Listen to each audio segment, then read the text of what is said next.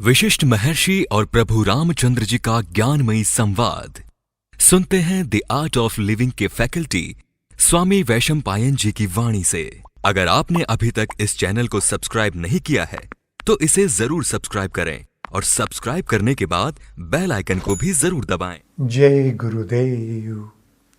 योग वशिष्ठ के अगले एपिसोड में आप सबका स्वागत है। पिछले एपिसोड में अगर आपको याद होगा तो महर्षि वशिष्ठ जी प्रभु रामचंद्र जी को यह कह रहे कि मैं वही सत्य तुम्हें फिर से एक बार दोहराता हूँ। यही सत्य सुनने के बाद जो पूरी तरीके से जागृत नहीं है ना, उनके जीवन से भी दुख हमेशा के लिए समाप्त हो जाएगा। उसी चर्चा को आगे बढ़ाते हैं। वशिष्ठ जी कहते हैं, केवल मूर्ख व्यक्ति के हृदय में ही मोह का भयावह वृक्ष उत्पन्न होता है। जंगल रूपी उसके दूषित हृदय में घृणा की आग धधकती है। उसके मन में ईर्ष्या की बाढ़ लहराती है, जिससे दूसरों की विध्वंसक आलोचना रूपी सिवार की बढ़ोतरी होती है। मूर्ख व्यक्ति के हृदय में क्या क्या चलता है, उसके जीवन में क्या क्या चलता है, उसके बारे में महर्षि वशिष्ठ जी यहाँ पे कह रहे। जंगल रूपी दूषित हृदय में घृणा की आग धधकती है।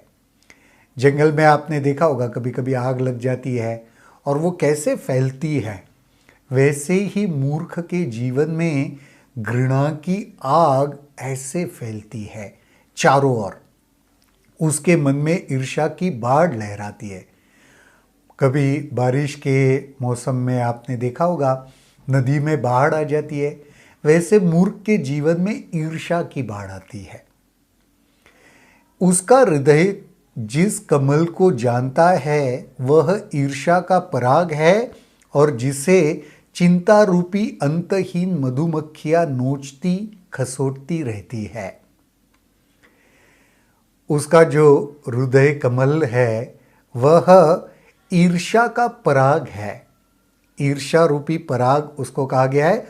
और चिंता रूपी मधुमक्खियां, भंवरे, आपने देखा होगा भंवरे या मधुमक्खियां कमल के इर्द गिर्द मंडराते हैं, उसमें बैठकर पराग का सेवन करते हैं, वैसे इस ईर्ष्या के पराग का सेवन करते हैं।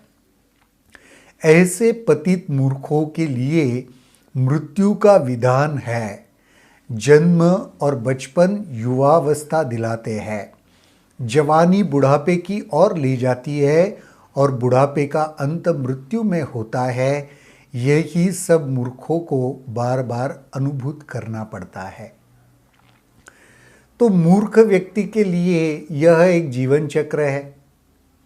बचपन से जवानी, जवानी से प्रौढ़ावस्था, वृद्धावस्था, फिर मृत्यु, और ये वह बार बार करते रहते हैं, चक्र में जैसे उलझ जाते हैं। मूर्ख व्यक्ति मांस के छोटे टुकड़े के द्वारा धूल के क्षुद्र कणों को पर्वतों, झीलों, वनों तथा नगरों के रूप में देखता है। हीरे और मोतियों से सज्जित स्त्रियों को रूप सी समझना यह उनका अपना उत्पन्न किया हुआ भ्रम है।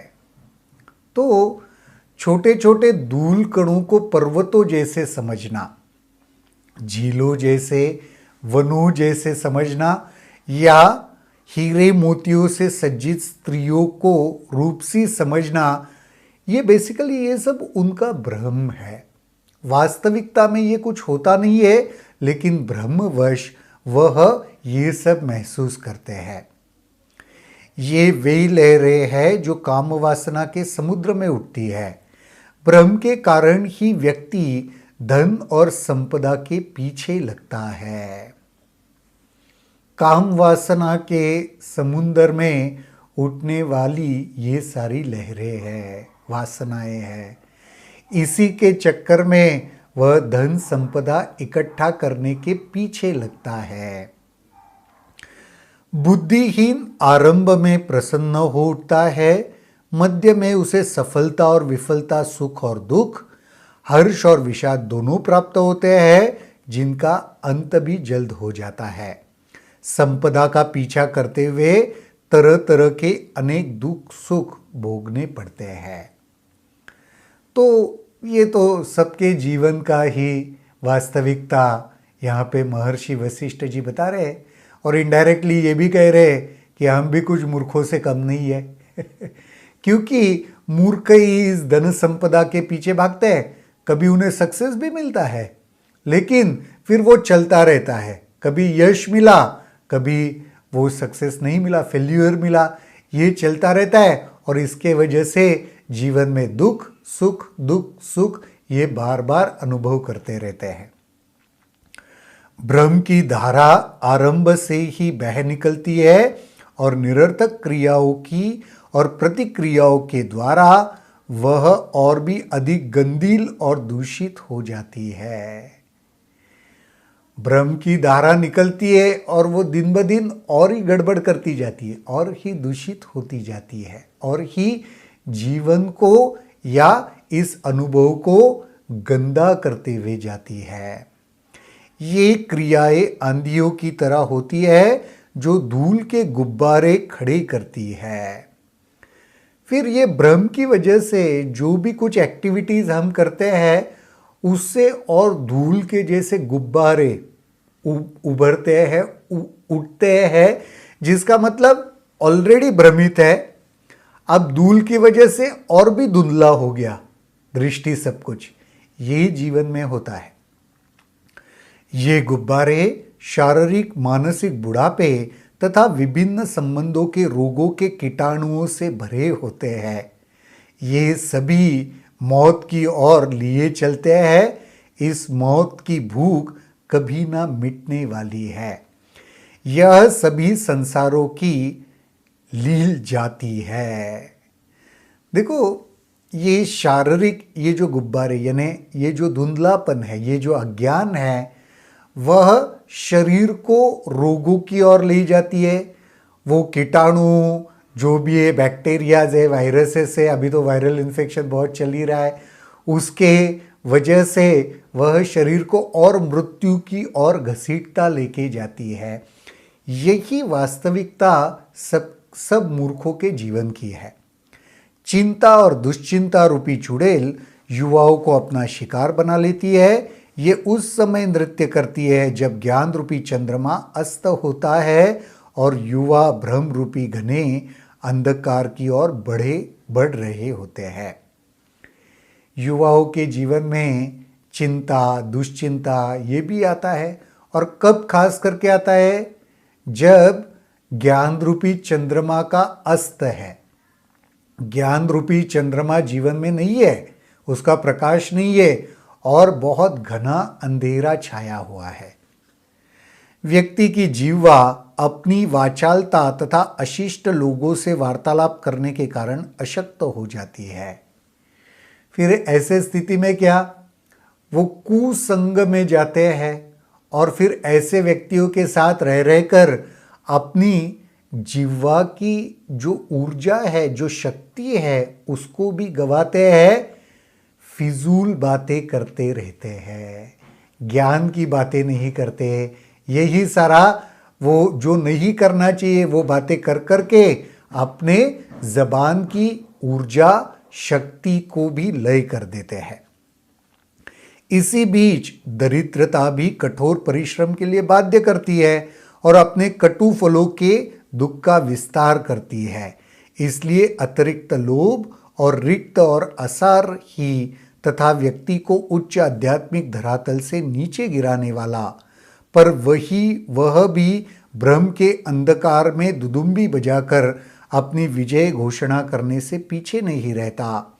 चुपके चुपके तथा चोरी छुपे बिलार रूपी बुढ़ापा जवानी रूपी चूहे को ग्रस्त कर लेता है। फिर जवानी के बाद जैसे बुढ़ापे की ओर जीवन आगे बढ़ता है, तो फिर क्या होता है? वह अपने आध्यात्मिक धरातल से नीचे गिराने वाला है। आध्यात्मिकता में एक विशेष स्तर, एक ऊंचाई प्राप्त होती है, लेकिन वो जैसे युवा रूपी ये सब चलता रहता है ना, वो कुसंग हो गया, फिर वासनाएं आ गई, दारिद्रता आ गया, उसके प्रति भाग दौड़, दारिद्रता आ गई तो फिर लोभ ईर्ष्या भी सब शुरू हो गया।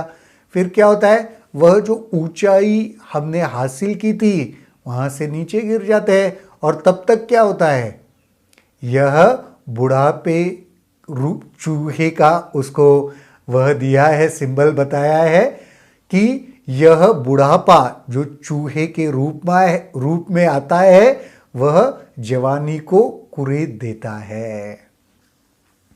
यह सृष्टि सारहीन है, इसने मिथ्या वास्तविकता प्राप्त कर ली है, इससे धर्म और अर्थ को भी बढ़ावा मिलता है। यह संसार आकाश द्वारा आच्छादित है, सूर्य चंद्र इसके दो नेत्र है और इसका आधार है यह सार रूपी भ्रम। तो बेसिकली यह सृष्टि सब सार रूपी सारहीन है। इसके अगर जीस्ट को देखने जाओ तो हाथ में कुछ नहीं आएगा, निचोड़ जिसे कहते हैं ना, सार किसको कहते हैं, निचोड़ को।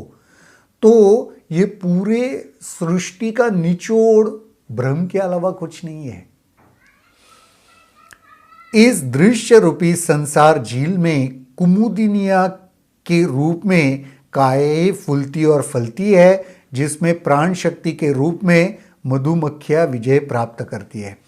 इस दृश्य संसार रूपी झील में जो भी आपको कुछ दिख रहा है, यह संसार यह एक झील के समान है और उसमें जैसे लताएं, वो कुमुदिनिया यानी पंकज कमल जैसे उगते हैं, वैसे जीव उगते और मिटते हैं और साथ ही साथ उनमें प्राण शक्ति के रूप में मधुमक्खियां विजय प्राप्त करती है। प्राण शक्ति को मधुमक्खियों का यहाँ पे एक सिंबल बताया है। तो बेसिकली यह जो संसार है यह ब्रह्म रूपी है, जो मूर्खों को वास्तविक लगता है। ये यहाँ पर महर्षि वशिष्ठ जी प्रभु रामचंद्र जी को बता रहे हैं। आज के एपिसोड में यहीं पर रुकते हैं, फिर अगले एपिसोड में देखते हैं यह चर्चा और आगे कहाँ बढ़ती है। तब तक के लिए जय गुरुदेव। अगर आपके इस वीडियो को लेकर कुछ सवाल हैं तो कमेंट सेक्शन में जरूर लिखें, जिसके ऊपर हम आने वाले वीडियोस में चर्चा करेंगे।